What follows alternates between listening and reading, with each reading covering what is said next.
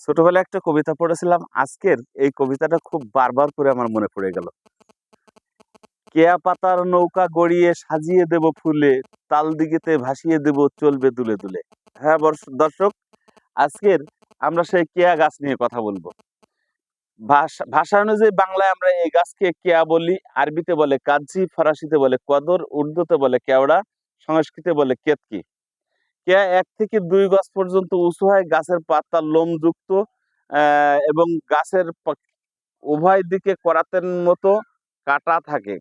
মতো উভয় দিকে কাটা থাকে। এই গাছের ফুল হয় সাদা রঙের এবং প্রচুর সুগন্ধযুক্ত। গাছ 4 থেকে 5 বছর বয়স হলে এই গাছে ফুল আসে, আর 20 বছর পর্যন্ত সাধারণত এই গাছে ফুল ধরতে দেখা যায়। কেয়া বাংলাদেশের সুন্দরবন সহ সমুদ্র তীরবর্তী অঞ্চলে এই কেয়া গাছের জন্ম হয়। এটা নোনা এলাকার উদ্ভিদ, নোনা এলাকায় এটা খুব ভালো জন্মে। কেয়া পাতা সবুজ এবং সাদা বর্ণের ফুল হয় এতে। কেয়া পাঞ্চে স্বাদযুক্ত, কেয়া ফুল সুগন্ধযুক্ত। কেয়া হৃৎপিণ্ড রোগ, বসন্ত রোগের প্রতিষেধক হিসেবে ভীষণ কার্যকারী। কেয়া আনন্দদায়ক, হৃৎপিণ্ডে শক্তিবর্ধক এবং অনুভূতি শক্তিবর্ধক। কেয়া বুক ধড়ফড় রোগে চমৎকার উপকারী, ঘামনাশক এবং বসন্ত রোগে এটা চমৎকার উপকারী। বসন্ত রোগে এই গাছটা চমৎকার উপকারী।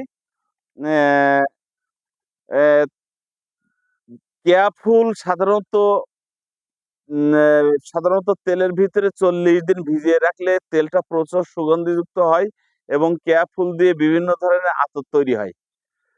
কেয়া পাতা দিয়ে বিভিন্ন ধরনের মাদুর, ঘরের বেড়া এবং কাগজের মণ্ড তৈরি হয়। কেয়া পাতার আঁশ থেকে দড়ি এবং দড়ি, ঝোলা এবং মাছ ধরার বিভিন্ন ধরনের জাল তৈরি হয়।